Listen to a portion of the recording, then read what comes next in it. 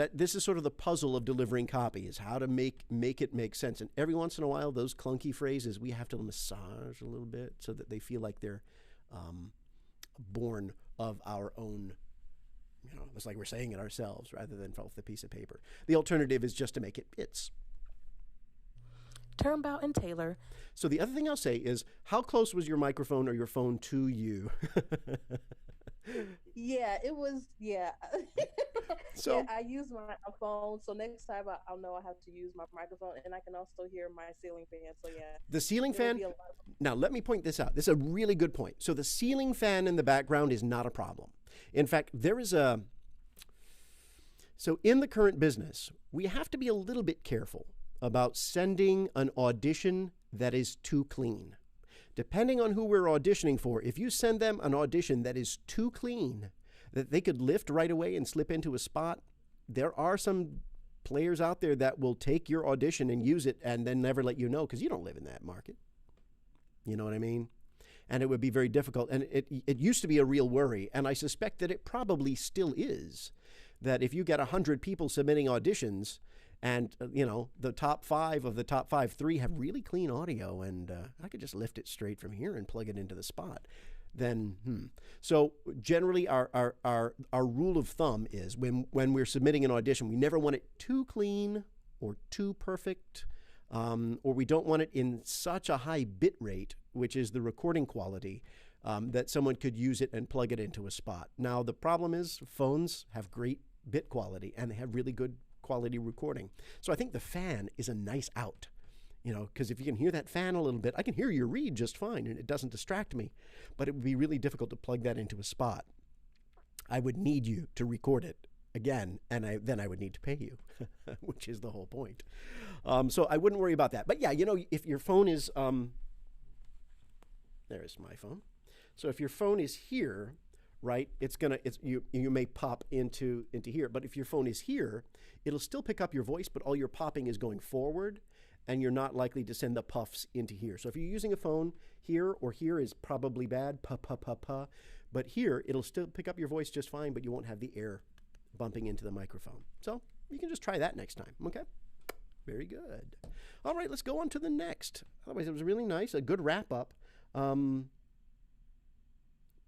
think the wrap-up maybe just needed a little more warmth, I think, too, in the end there, Kina. And see classic furniture, Turnbout and Taylor in Homestead Village, and see classic furniture by Stickley, carrying on a fine tradition for the last 100 years and for the next. Good. Again, I thought it was a really nice, warm ending. I think there's just something that needs to, because if we come out of this... A belief in those same ideas: craftsmanship, quality, and honesty.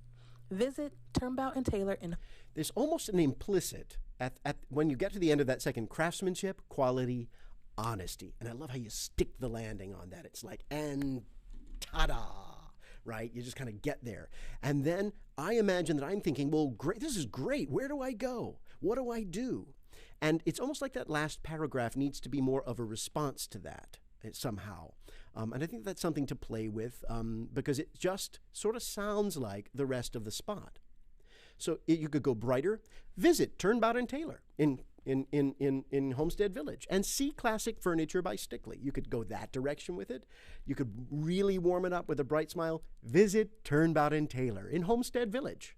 And you could do it that way, but it just kind of demands that it's just a little bit of a different tone, because it is the call to action. Just a little bit. Something a little different in the delivery. But nice work. Everybody's doing really good work tonight. Let's go to Karen next. Craftsmanship, quality, honesty.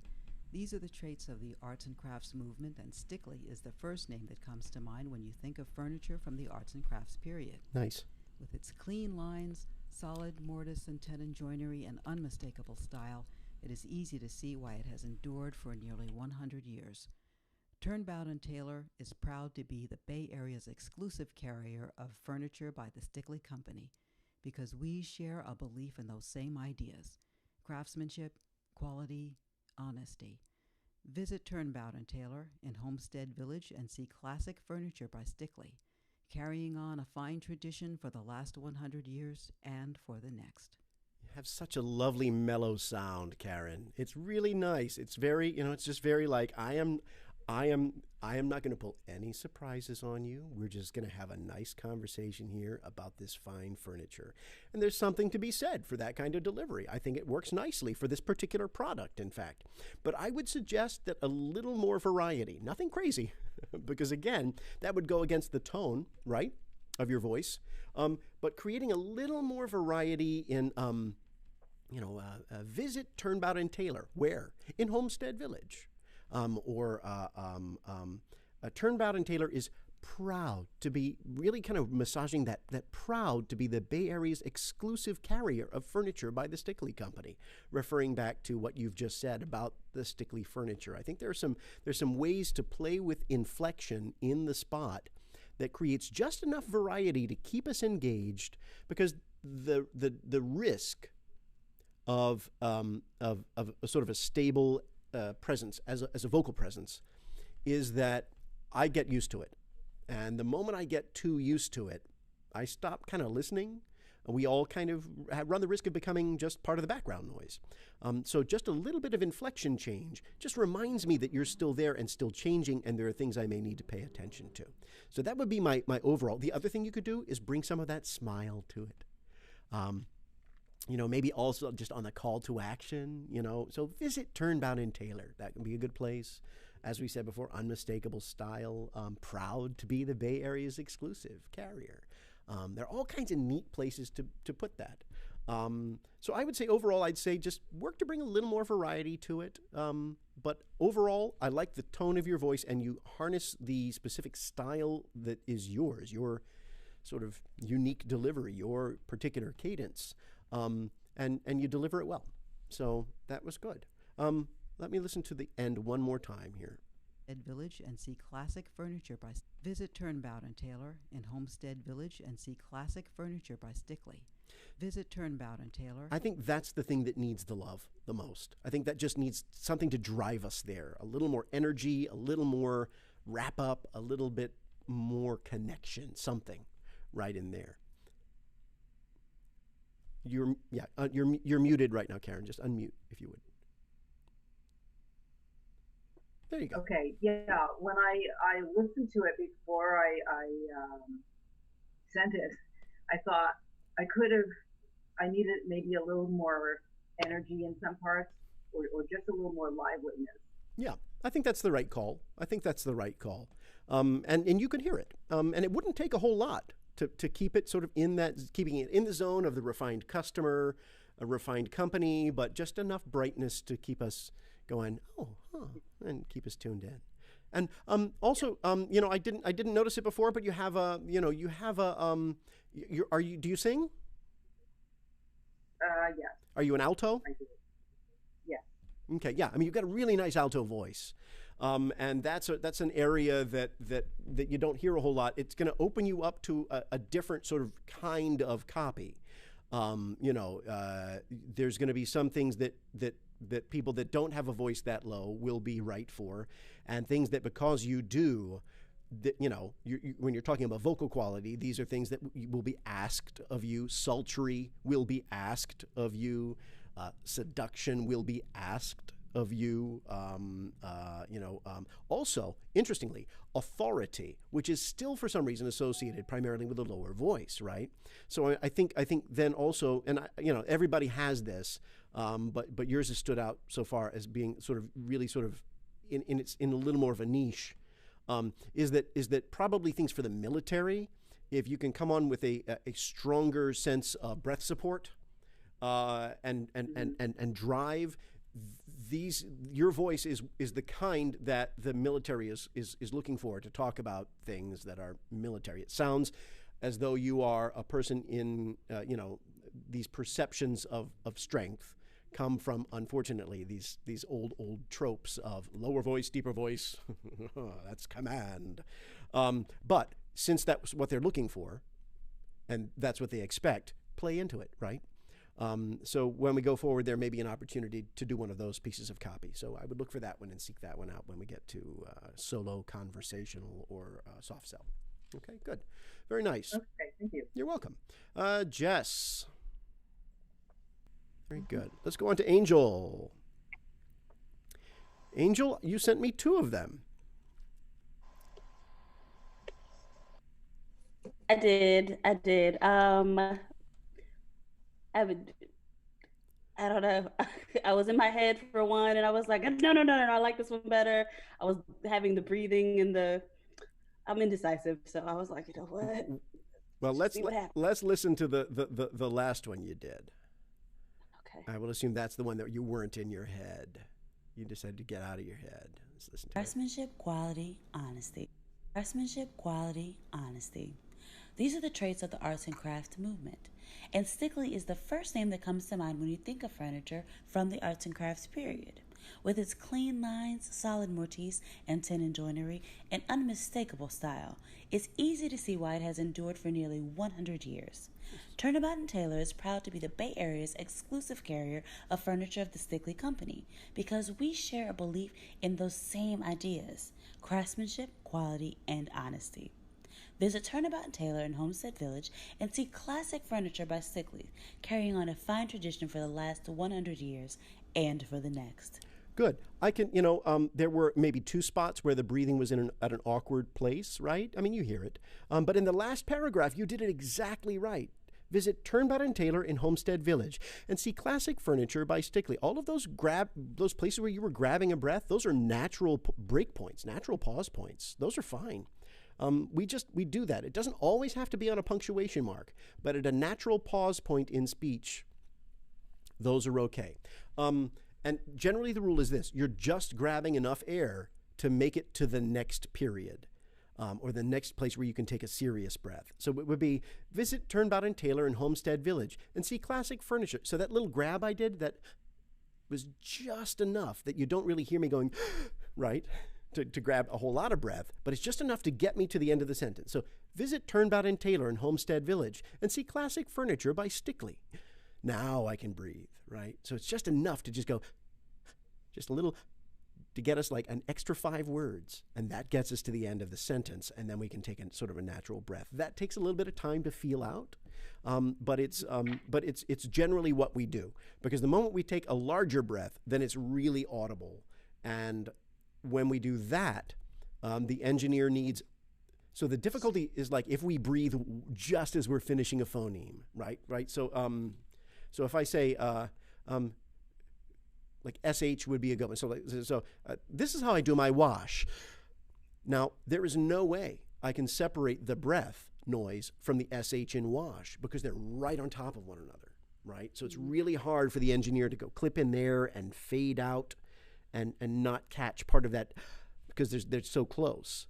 After a plosive consonant that explodes out of the mouth, this is my bat. There's a little break between that release of the T and the breath. That's an easy clip right there. So it just depends on some mushy sounds that lead into a breath, which is also a mushy sound. It's kind of hard to separate them. So that little bit of just a little gasp. And soon you have a full breathful. There you go. But nice. Good work. Good work. Nice variety. I like the list. Craftsmanship, quality, and honesty. I like the smile on that too. In Homestead Village and see classic furniture by Stickley, carrying on a fine tradition for the last 100 years and for the next. Good. Yeah, nice. That was nice. A lot to like about that as well. Very good.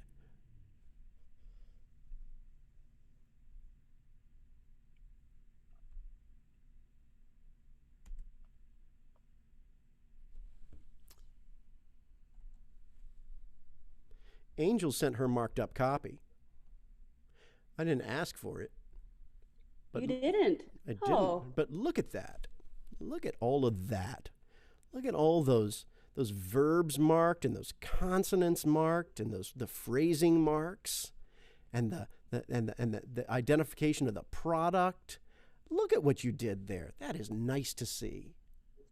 I didn't ask for it, but that's nice to see, though. I thank you for throwing that my way. It makes me very happy.